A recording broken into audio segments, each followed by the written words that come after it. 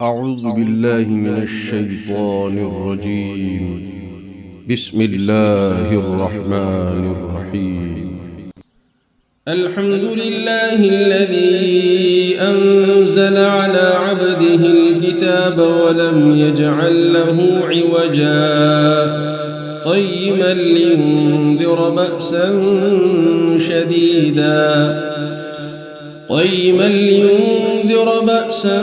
شديدا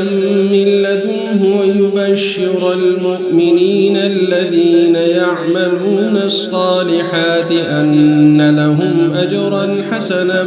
ماكثين فيه أبدا وينذر الذين قالوا اتخذ الله ولدا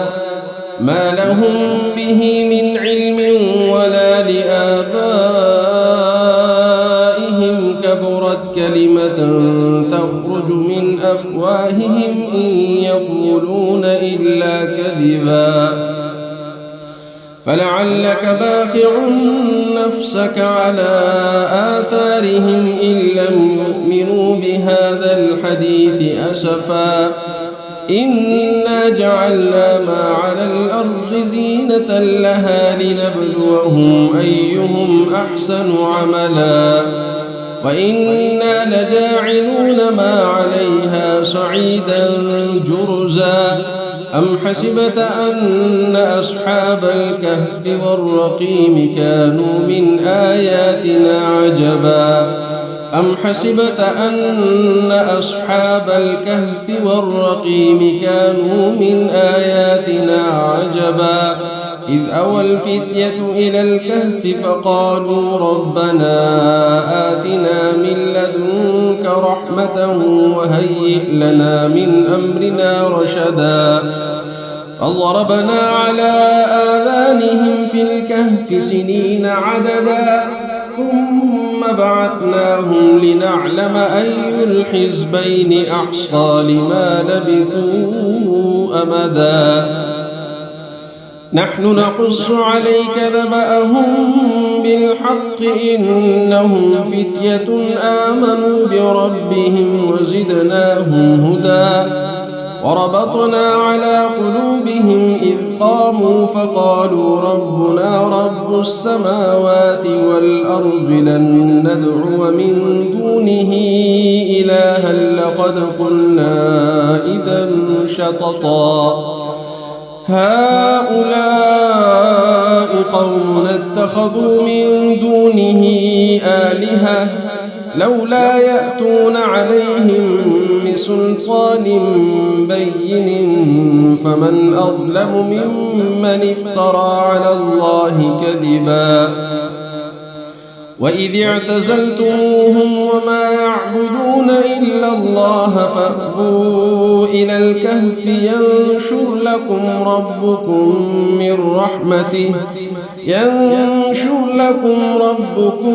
من رحمته ويهيئ لكم من أمركم مرفقا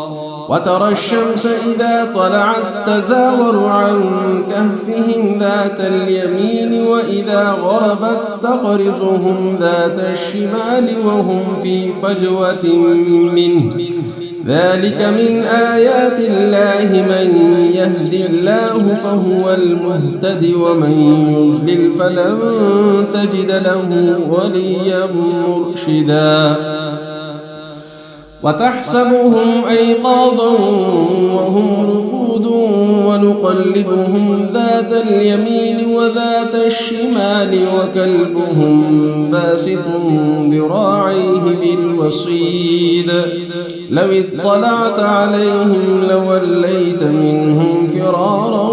ولملئت منهم رعبا وكذلك بعثناهم ليتساءلوا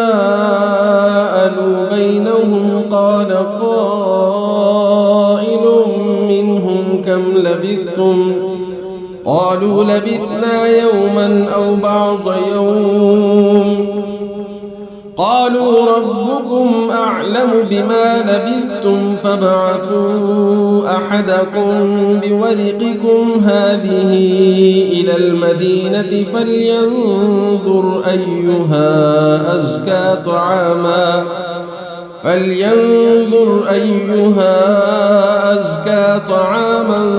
فليأتكم برزق منه وليتلطف ولا يشعرن بكم أحدا إنهم إن يظهروا عليكم يرجموكم أو يعيدوكم في ملتهم ولن تفلحوا إذا أبدا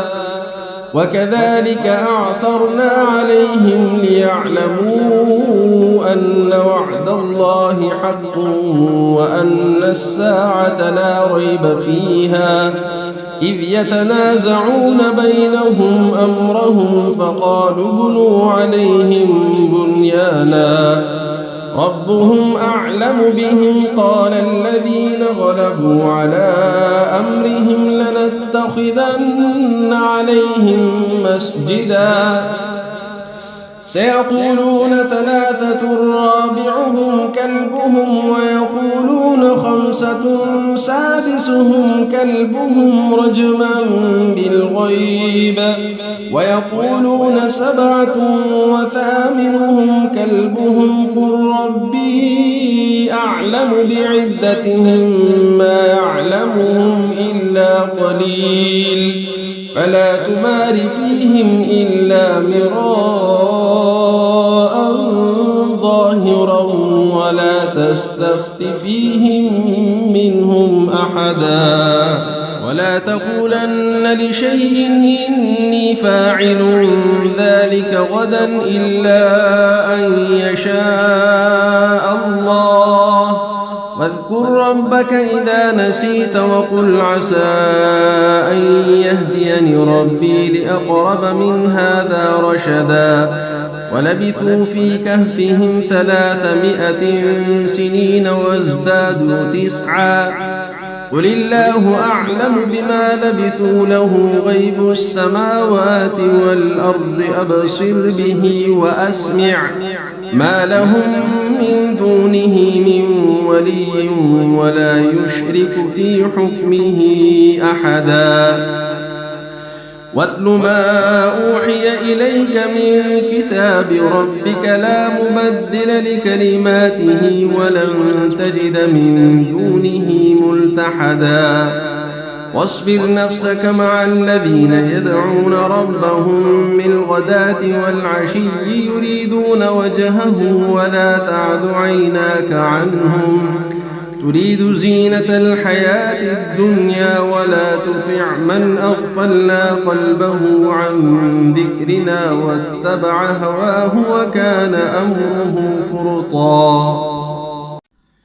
وقل الحق من ربكم فمن شاء فليؤمن ومن شاء فليكفر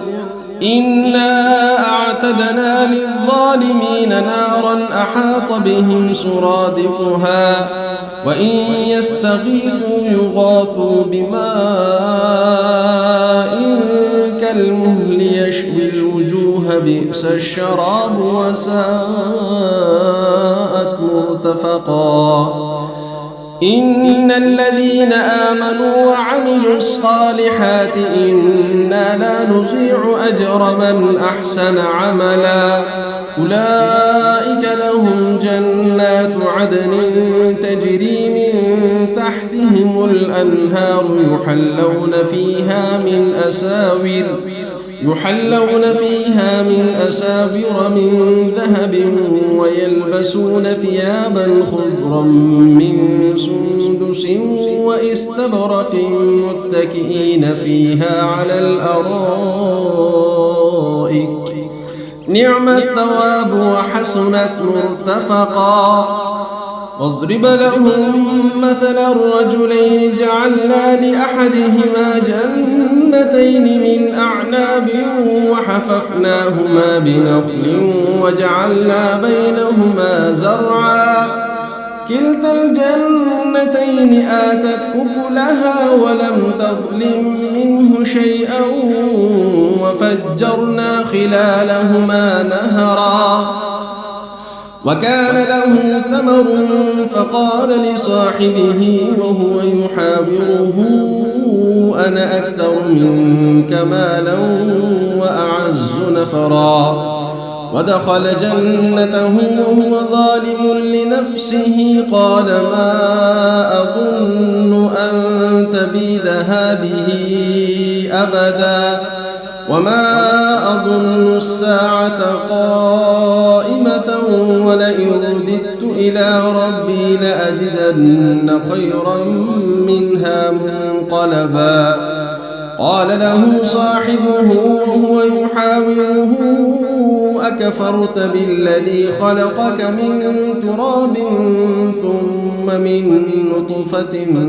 ثم سواك رجلا لكن هو الله ربي ولا أشرك بربي أحدا ولولا إذ دخلت جنتك قلت ما شاء الله لا قوة إلا بالله إن ترني أنا أقل منك مالا وولدا فعسى ربي أن يؤتيني خيرا من جنتك ويرسل عليها حسبانا من السماء فتصبح صعيدا زلقا أو يصبح ماؤها غورا فلن تستطيع له طلبا وأحيط بثمره فأصبح يقلب كفيه على ما أنفق فيها وهي خاوية على عروشها ويقول يا ليتني لم أشرك بربي أحدا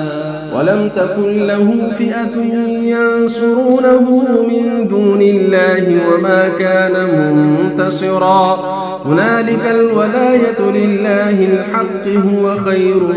ثوابا وخير عقبا واضرب لهم مثل الحياة الدنيا كماء إن أنزلناه من السماء فاختلط به نبات الأرض فأصبح هشيما تذروه الرياح وكان الله على كل شيء مقتدرا المال والبنون زينة الحياة الدنيا والباقيات الصالحات خير عند ربك ثوابا وخير أملا ويوم نسير الجبال وترى الأرض بارزة وحشرناهم فلم نغادر منهم أحدا وعرضوا على ربك صفا لقد جئتمونا كما خلقناكم أول مرة بل زعمتم أن لن نجعل لكم موعدا ووضع الكتاب فترى المجرمين مشفقين مما فيه ويقولون يا ويلتنا ما لهذا الكتاب لا يغادر صغيرة ولا كبيرة إلا أحصاها ووجدوا ما عملوا حاضرا ولا يظلم ربك أحدا وإذ قلنا للملائكة اسجدوا لآدم فسجدوا إلا إبليس كان من الجن ففسق عن أمر ربه أفتتخذونه وذريته أولياء من دوني وهم لكم عدو بئس للظالمين بدلا ما أشهدتهم خلق السماوات والأرض ولا خلق أنفسهم وما كنت متخذ المضلين عضدا ويوم يقول نادوا شركائي الذين زعمتم فدعوهم فلم يستجيبوا لهم وجعلنا بينهم موبقا ورأى المجرمون النار فظنوا أنهم واقعوها ولم يجدوا عنها مصرفا ولقد صرفنا في هذا القرآن للناس من كل مثل وكان الإنسان أكثر شيء جدلا وما منع الناس أن يؤمنوا إذ جاءهم الهدى ويستغفروا ربهم إلا أن تأتيهم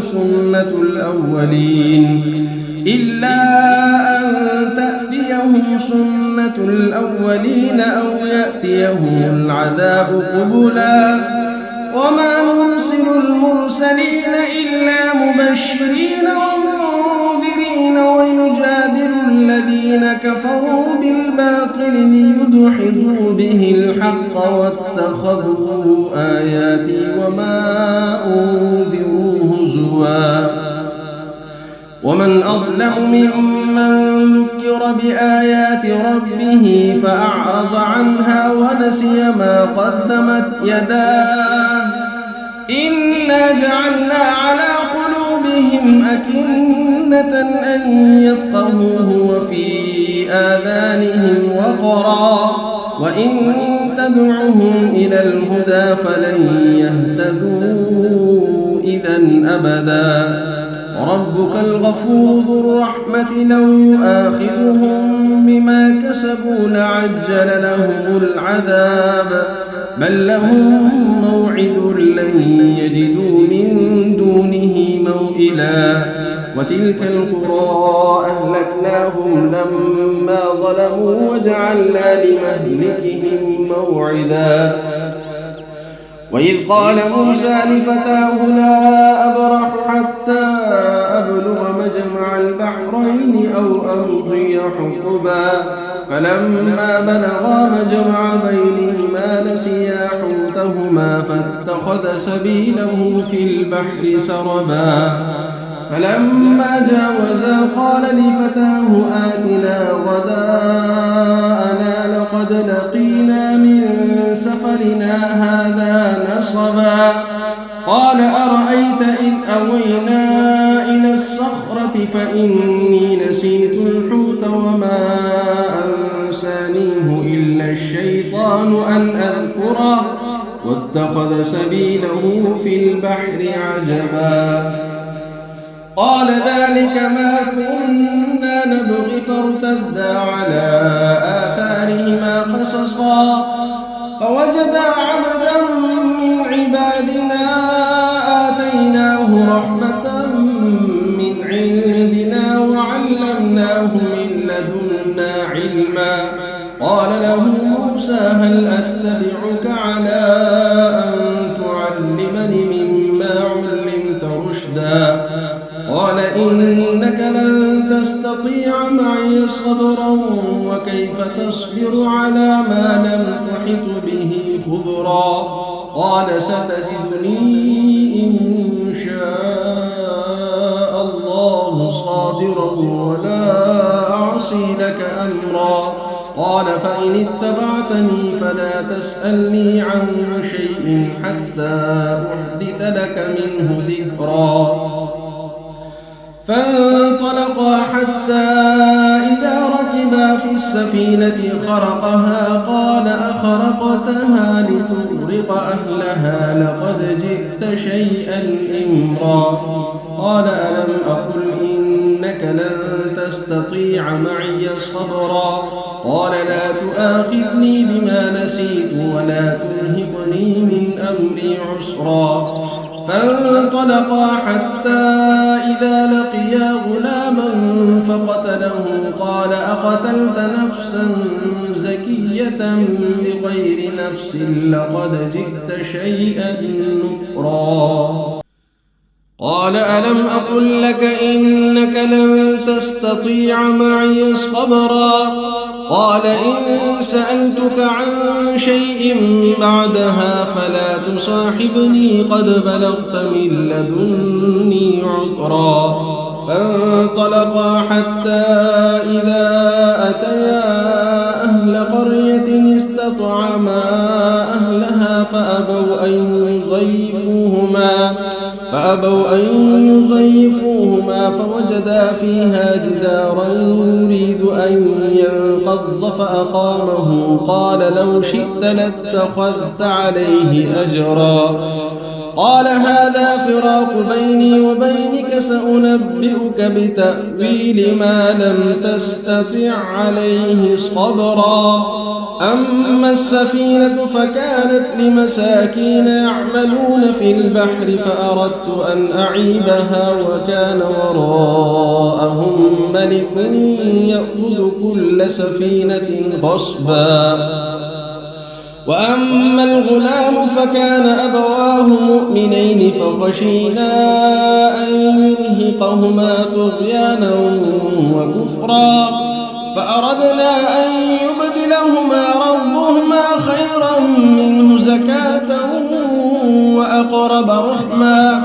وأما الجدار فكان لغلامين يتيمين في المدينة وكان تحته كنز لهما وكان أبوهما صالحا فأراد ربك أن يبلغا أشدهما ويستخرجا كنزهما رحمة من ربك وما فعلته عن أمري ذلك تأويل ما لم تسطع عليه صبرا ويسألونك عن ذي القرنين قل سأتلو عليكم منه ذكرا إنا مكنا له في الأرض وآتيناه من كل شيء سببا فأتبع سببا حتى إذا بلغ مغرب الشمس وجدها تغرب في عين حمئة ووجد عندها قوما قلنا يا ذا القرنين إما أن تعذب وإما أن تتخذ فيهم حسنا قال أما من ظلم فسوف نعذبه ثم يرد إلى ربه فيعذبه عذابا نكرا وأما من آمن وعمل صالحا فله جزاء الحسنى وسنقول له من أمرنا يسرا ثم أتبع سببا حتى إذا بلغ مطلع الشمس وجدها تطلع على قوم لم نجعل لهم من دونها سترا كذلك وقد أحطنا بما لديه خبرا ثم أتبع سببا حتى إذا بلغ بين السدين وجد من دونهما قوما لا يكادون يفقهون قولا قالوا يا ذا القرنين إن يأجوج ومأجوج مفسدون في الأرض فهل نجعل لك خرجا على أن تجعل بيننا وبينهم سدا قال ما مكني فيه ربي خير فأعينوني بقوة أجعل بينكم وبينهم ردما آتوني زبر الحديد حتى إذا ساوى بين الصدفين قال انفخوا حتى إذا جعله نارا قال آتوني أفرغ عليه قطرا فما استطاعوا أن يظهروه وما استطاعوا له نقبا قال هذا رحمة من ربي فإذا جاء وعد ربي جعله دكاء وكان وعد ربي حقا وتركنا بعضهم يومئذ يموج في بعض ونفخ في الصور فجمعناهم جمعا وعرضنا جهنم يومئذ للكافرين عرضا الذين كانت أعينهم في غطاء عن ذكري وكانوا لا يستطيعون سمعا أفحسب الذين كفروا أن يتخذوا عبادي من دوني أولياء إنا أعتدنا جهنم للكافرين نزلا قل هل ننبئكم بالأخسرين أعمالا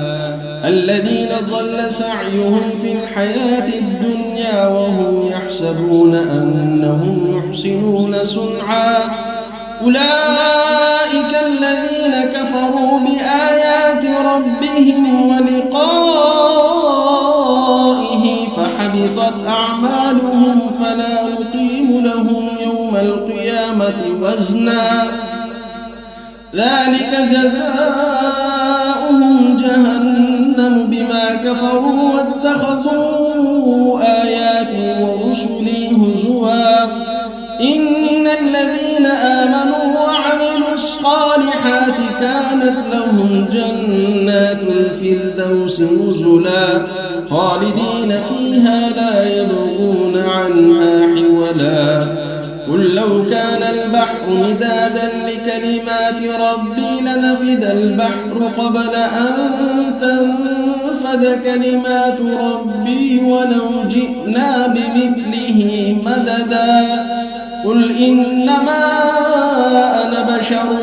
مثلكم يوحى إلي أنما إلهكم إله واحد فمن كان يرجو لقاء ربه فليعمل عملا صالحا ولا يشرك بعبادة ربه أحدا صدق الله العظيم.